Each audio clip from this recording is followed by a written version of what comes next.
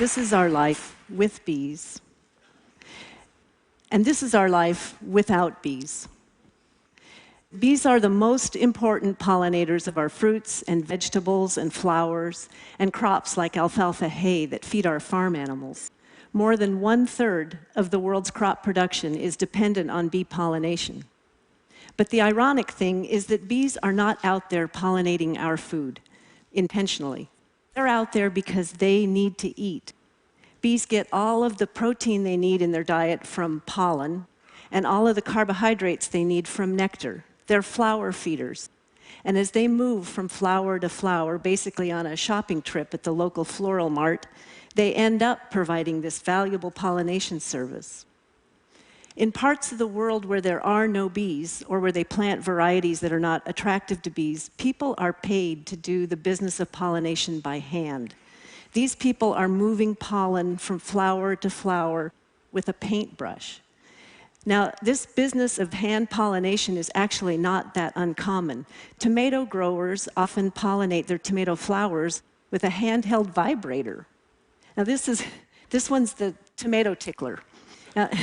This is because the pollen within a tomato flower is held very securely within the male part of the flower, the anther.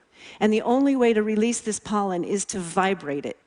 So bumblebees are one of the few kinds of bees in the world that are able to hold on to the flower and vibrate it.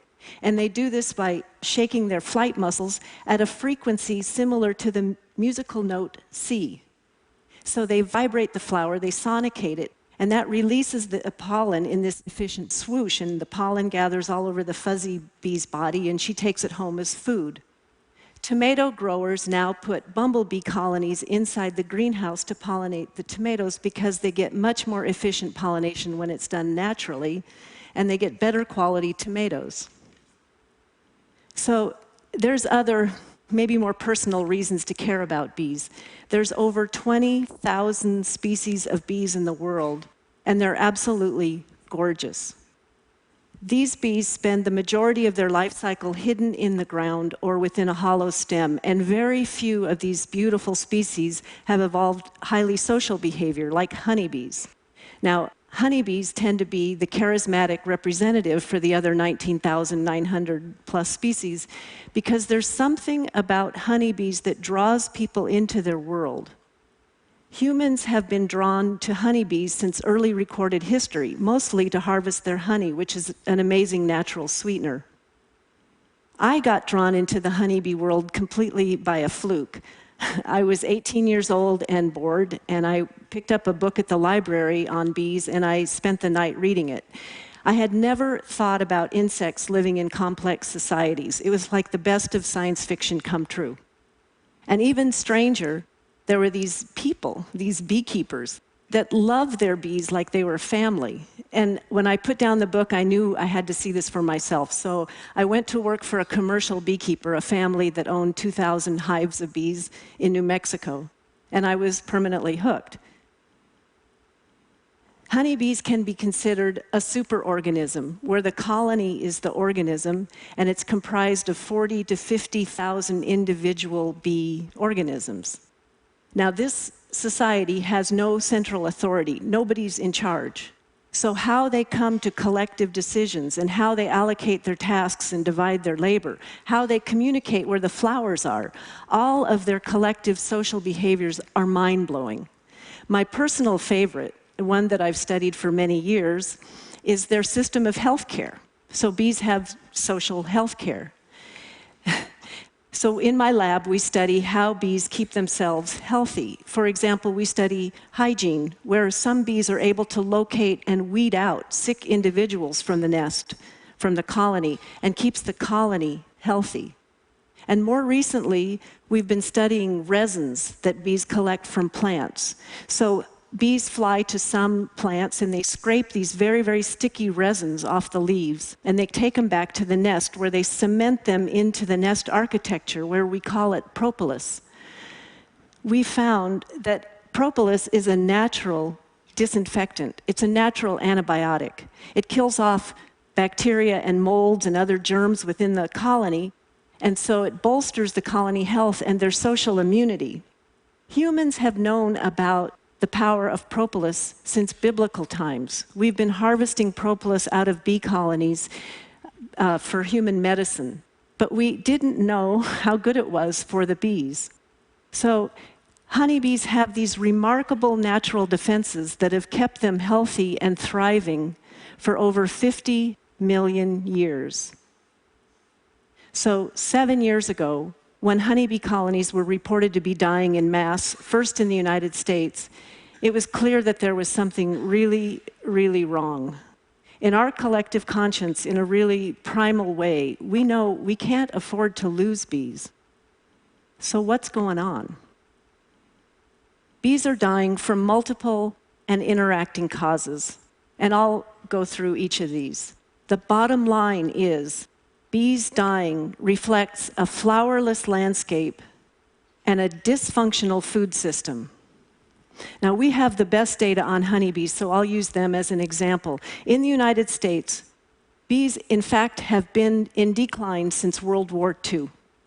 We have half the number of managed hives in the United States now compared to 1945. We're down to about 2 million hives of bees, we think. And the reason is, after World War II, we changed our farming practices. We stopped planting cover crops. We stopped planting clover and alfalfa, which are natural fertilizers that fix nitrogen in the soil. And instead, we started using synthetic fertilizers. Clover and alfalfa are highly nutritious food plants for bees. And after World War II, we started using herbicides to kill off the weeds in our farms. Many of these weeds are flowering plants that bees require for their survival. And we started growing larger and larger crop monocultures. Now, we talk about food deserts, places in our cities, neighborhoods that have no grocery stores. The very farms that used to sustain bees are now agricultural food deserts dominated by 1 or 2 plant species like corn and soybeans. Since World War II, we have been systematically eliminating many of the flowering plants that bees need for their survival. And these monocultures extend even to crops that are good for bees, like almonds. 50 years ago, beekeepers would take a few colonies, hives of bees, into the almond orchards for pollination, and also because the pollen in an almond blossom is really high in protein. It's really good for bees. Now, the scale of almond monoculture demands that most of our nation's bees, over 1.5 million hives of bees, be transported across the nation to pollinate this one crop. And they're trucked in semi-loads, and they must be trucked out because after bloom, the almond orchards are a vast and flowerless landscape. Bees have been dying over the last 50 years, and we're planting more crops that need them. There has been a 300% increase in crop production that requires bee pollination. And then there's pesticides. After World War II, we started using pesticides on a large scale, and this became necessary because of the monocultures that put out a feast for crop pests. Recently, researchers from Penn State University have started looking at the pesticide residue in the loads of pollen that bees carry home as food.